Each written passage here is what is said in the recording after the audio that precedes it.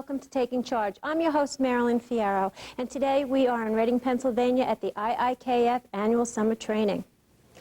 In order to be a take charge person, you really need to have an understanding of where you come from. And so in the martial arts, it's a good idea to have the opportunity to cross-train in many different arts.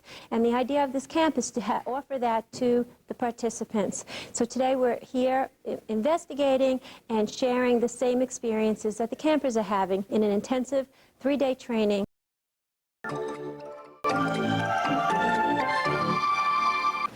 It's important to understand the pattern is not the kata. The drill is not the drill, the physical motion. It's what you do with it, how you develop it, how it changes with your ability to understand. As I was talking with somebody else about how your body changes over the years. Well, don't you think the ability to develop that kata changes also? As you learn more, as you have the ability to absorb more and understand more, don't you think the understanding of how to develop that pattern changes? Of course it does. That's why it continually progresses. That's why anybody who thinks that they train in karate for 10 years and know something is really misguided. Really misguided. Because they don't understand the process. We're all students, always students. If you're smart, you're always a student. And I don't mean that in the sense of that I just started karate last week. I don't mean that.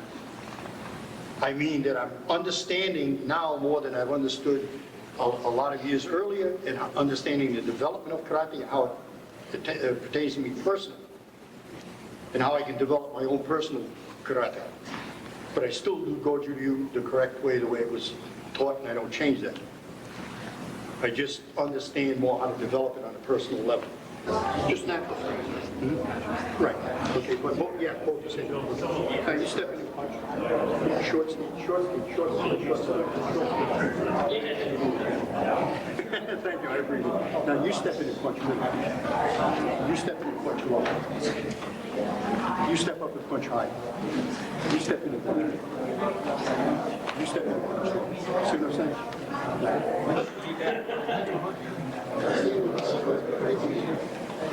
I go right up.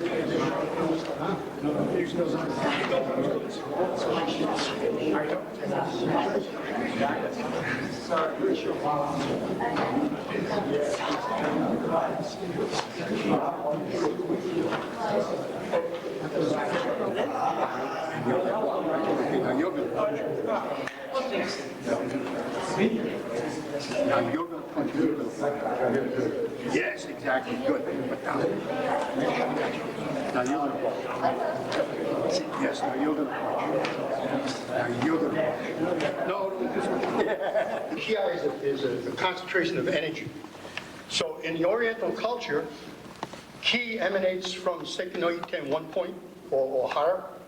So if ki centers here, energy centers here, then this is where ki must come from. If you're going to harmonize, it has to come from the source. Okay? This is not the source. So if we concentrate on sound only, for ki, we're losing the effectiveness of what ki is. Ki is the same as if I punch and try to hit him, it's the same thing I try to do in ki. See what I'm saying? So ki is effective only if you do what ki asks you to do. Concentrate the energy from here. So when you're doing ki, think more of here than up here. Sound is not so important. So, not ki. Oh, same thing, yeah? So think about that. Ki is just as important as this. Don't separate the two. The essence of Goju Ryu is in the hidden technique.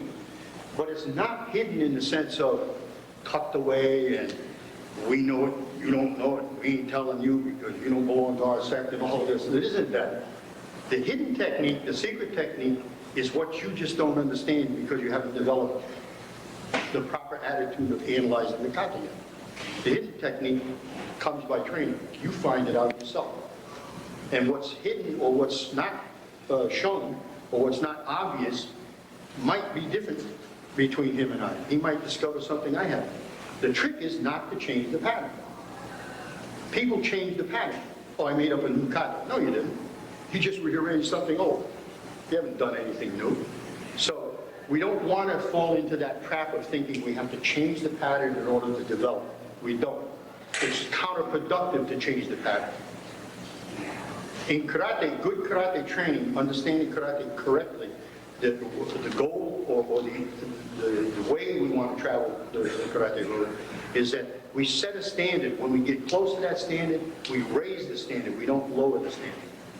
You never lower. That's why it's a standard. You don't lower. You raise it. So consequently, people at lower standards, i.e. changing the kata to suit their needs, actually what they're doing is they're lowering the standard that's been set by the founder. They're lowering that standard to meet their own inadequacies. That shows a weakness of character. We don't want to do that. We want to set the standard, get close, raise it. Get close, raise it.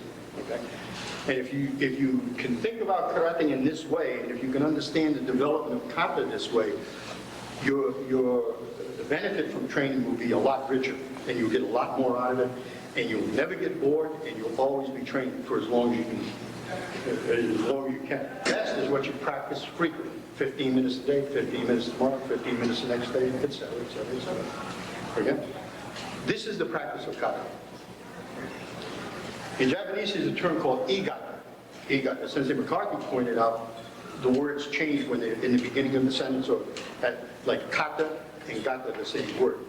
But igata is a concept of a form or a pattern that has no life, no meaning, it's just motion. This is igata. Igata is what you get by not practicing kata correctly. What comes out of that is igata. Okay? So that's what we want to avoid. Okay? You can teach a monkey to do patterns. I mean, there's no trick to that. Okay? So as we're doing this, and I said before yesterday, when you're practicing, don't always practice with the same person because you don't get the same analyzation that way. I mean, you get the same analyzation from the same person. I have to work with somebody smaller, somebody bigger, somebody shorter, somebody taller. Why? The analyzation starts to change. The pattern stays the same, the analyzation changes. Okay, for instance, Cipher kata, I don't know if you know the kata, Cipher is this kata. So the motion of obvious, I mean, you can probably figure out that if he grabs my hand and I do that, he tries to punch, and I, boom. So the motion of the kata. Okay. Himitsu maybe, not changing, this, look. Yeah. Now what changed is that, why shikudachi? Why? Because I want to bring him down to a lower level. Here, I'm striking a soft area. It'll cause a certain effect, but it's not going to stop it. Instead of pulling away, if I pull away, I'm going to get a reaction from him. He's going to try to hit me. Instead of pulling away, this way, break the fingers, pull down. Now instead of striking here, back of the neck, now this becomes very dangerous. Yeah? You know what I'm saying? This is a lot more dangerous, a lot more dangerous in the face. This is by analyzation I find these things out. I got here, what should I do from here? But it might be different with him. I might come up with a different analyzation. As you're studying the pattern, and then you're doing, first is the pattern, second is Kyon Bunkai. Kyon, obviously you know, is basic. The basic analyzation of the kata, the basic analyzation, which everybody does the same way, that's the beginning way to understand how to analyze the kata on a personal level. The pattern, Kyon Bunkai, Oyo Bunkai. Oyo is variations. Now, this is where the creativity comes in.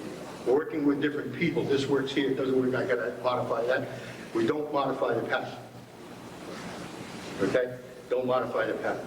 A lot of what's done in Goju-Ryu has to do with locking, has to do with throwing, which is very common in Okinawan karate, jitsu techniques or grappling techniques. As we said yesterday, kumi means to grab, te with the hand, okay? So this can't be kumite. This is kumite. Okay? So the grappling aspect. So as we're doing the kata, we're going to run through the pattern, and then I'm going to explain a few of the movements to you and give you a basic idea of how to start analyzing the kata. All right, so always think deep, not broad. There's so much in there, you just got to dig for it. That's why I say to people, how many people study karate? Very good. Yeah, good. Do you study or do you show up for training? Big difference. You know what I'm saying? Studying is what I'm talking about, not just coming in and practice and going home. So think about whether you study karate or you just show up for training. Okay? Not that that's bad, that's okay, but you're only going to get so much out of it. Okay. Okay, now facing this way, 45. Facing this way, 45. So this hand now catches, this one comes straight up, height ski. Right underneath the chin. Right underneath. Then without back this way, gate on, and back again, gate on. Okay, good. Start from the beginning. Good, good, good. Yes. This hand, we use this hand with the thumb to block the solar plexus area. Not over here, right directly in the middle. What I was saying before about Hojo Undo, the supplementary exercise, we also have an implement we call the Hirigame. The Hirigame are jars, heavy jars, with a lip around them, and we catch those jars this way with the thumb tucked in, pick them up, tuck them in tight this way, and then walk in Sanjin Dachi, but away from the body so that you have to use these muscles. Turn them in and out, and walk. Strengthens the grip and strengthens the thumb action of when you're hooking and grabbing somebody and pulling them in. The Hirigame. Also, what it does, it helps you to develop the Gojuryu attitude of centering and the heaviness. Gojuryu is heavy as opposed to light. Two methods of Tei in Okinawa, Nahate and Shurite. Our style is Nahate, originally Nahate, which is a heavy style. Shurite is a more lighter style.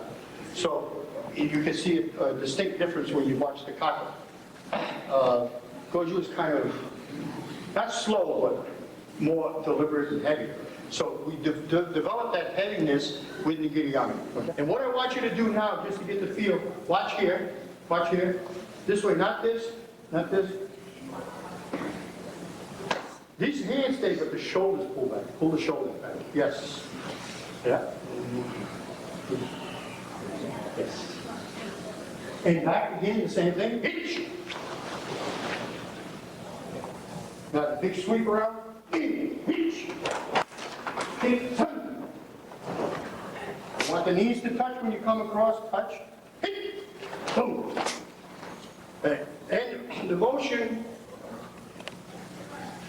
which you can see later on in Kyomukai, you see, and again, what I said before, when we do Jubi Undo, it's not just a warm-up. Jubi Undo also enhances the kata technique, makes it stronger. So we do an exercise this way, okay? Same thing with Seiyuchi. Down, up. Down, up, yeah? So, Ayuki, this hand comes here, drop, strike, then just wrist. Or as Higoda says, they say, risto, just like risto.